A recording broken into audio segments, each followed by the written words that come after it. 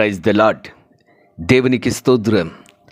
క్రీస్తునందు ప్రియ సహోదరి సహోదరులారా, మన ప్రభువును రక్షకుడునైన యేసుక్రీస్తు నామములో మీకు వందనములు తెలియజేయుచున్నాము. ఈ ఉదయకాలపు సమయమందు ప్రభు మిమ్మును అత్యధికముగా దీవించి ఆశీర్వదించి నడిపించి బలపరచునుగాక. ఈ దినము యొక్క వాగ్దానము, ఆస్తి అంతటిలో రెట్టింపు భాగమిచ్చి వానినే జ్యేష్ఠునిగా ఎంచవలెను. ద్వితీయోపదేశ కాండము 21వ అధ్యాయము 17వ వచనం.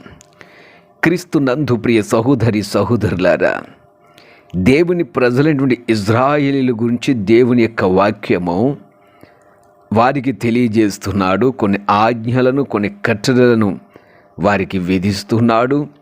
వారి గర్భమున పుట్టినటువంటి బిడ్డలను గూర్చి ఆయన చక్కగా మాట్లాడుచున్నాడు. ఆయన చెప్తున్నాడు, జ్యేష్ఠునికి రెట్టింపు భాగమివ్వవలెను అని బైబిల్ గ్రంథమందు ఆయన తెలియజేస్తున్నాడు. ప్రియ సహోదరి సహోదరులారా, ఈ జ్యేష్ఠత్వము అనేది చాలా గొప్పది. ఈ జ్యేష్ఠత్వమును గూర్చి బైబిల్ గ్రంథములో ఎక్కువగా ప్రస్తావించబడినది.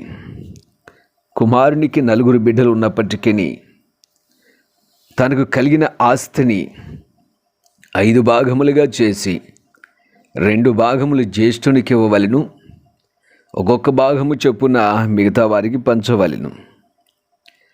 అది జ్యేష్ఠత్వపు యొక్క హక్కు. బైబిల్ గ్రంథమందు ఏసావు జ్యేష్ఠత్వమును తృణీకరించెను అని ఆదికాండము 25వ అధ్యాయం 34వ వచనం తెలియజేస్తుంది.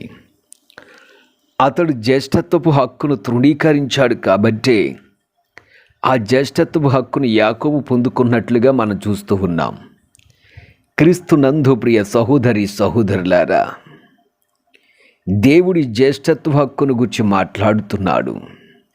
ఇజ్రాయేలు నా కుమారుడు, నా జ్యేష్ఠ పుత్రుడు అని దేవుని ప్రజెంట్ ఇజ్రాయేలు గురించి మోషేతో దేవుడు మాట్లాడుతున్నాడు. నిర్గమకాండము 4వ అధ్యాయము 22వ వచనం.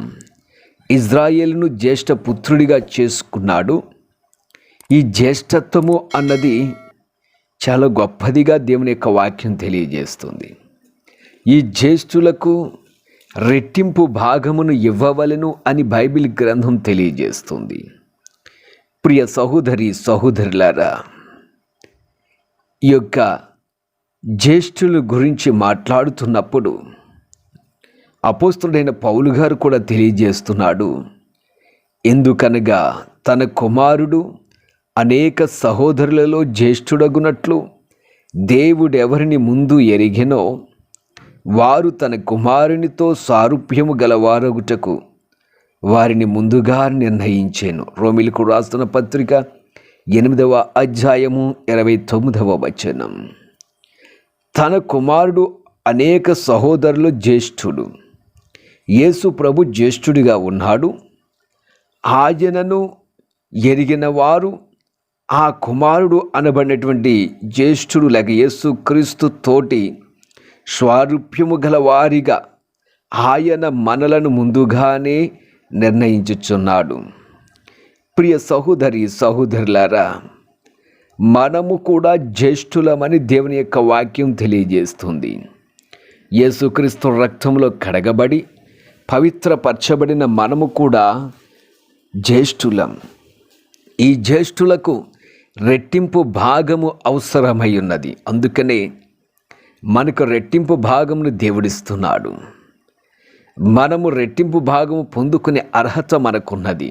అందుకనే మనం ఏది అడిగినను ఆయన మనకి ఇవ్వడానికి సిద్ధముగా ఉన్నాడు. కారణము మనము జ్యేష్ఠులమని బైబిల్ గ్రంథం తెలియజేస్తుంది. క్రీస్తునందు ప్రియ సహోదరి సహోదరులారా, మనలను జ్యేష్ఠులుగా దేవుడు నిర్ణయించుచున్నాడు. మీరు జ్యేష్ఠులు. జ్యేష్ఠునికి ఎంత హక్కు అయితే ఉంటుందో, తండ్రి యొక్క హక్కు సమస్తమును 2 అంచెలుగా జ్యేష్ఠునికి ఏ విధముగా అయితే వస్తుందో అలాంటి జ్యేష్ఠత్వ హక్కును మనము పొంది ఉన్నాం. మనం ఏది అడిగినను ఆయన మనకి ఇవ్వడానికి సిద్ధముగా ఉన్నాడు. ప్రియమైనటువంటి వారిలారా, భయపడిన అవసరం లేదు. ప్రార్థించండి. ఆయన రెట్టింపు భాగమునకు కర్తలుగా మనల్ని చేస్తున్నాడు. ఆయన మనకు రెట్టింపు ఆశీర్వాదాలు ఇవ్వడానికి, రెట్టింపు దీవెనలు ఇవ్వడానికి తోడుగా ఉన్నాడు. దయచేసి ప్రార్థించండి. ఆ రెట్టింపు భాగమును జ్యేష్ఠత్వమును పొందుకొనండి. తప్పక దేవుడు మీ జీవితంలో అట్టి ధన్యతను దేవుడు మీకు అనుగ్రహించునుగాక. ఆమెన్. ప్రార్థన చేద్దాం. ప్రియ పరమ తండ్రి, నీ రక్తము ద్వారా, నీ కుమారుని ద్వారా మమ్మల్ని కూడా జ్యేష్ఠులుగా చేశావు. జ్యేష్ఠులకు రెట్టింపు భాగమిచ్చు దేవుడవు. అయా, నీకు స్తోత్రములు. నీ బిడ్డల జీవితాల్లో రెట్టింపు ఆశీర్వాదాలు, రెట్టింపు దీవెనలు, రెట్టింపు మేళ్లను ప్రార్థిస్తున్న నీ బిడ్డలకు అనుగ్రహించి బలపరచమని యేసు నామమున అడుగుచున్నాము తండ్రి. Amen, amen, amen.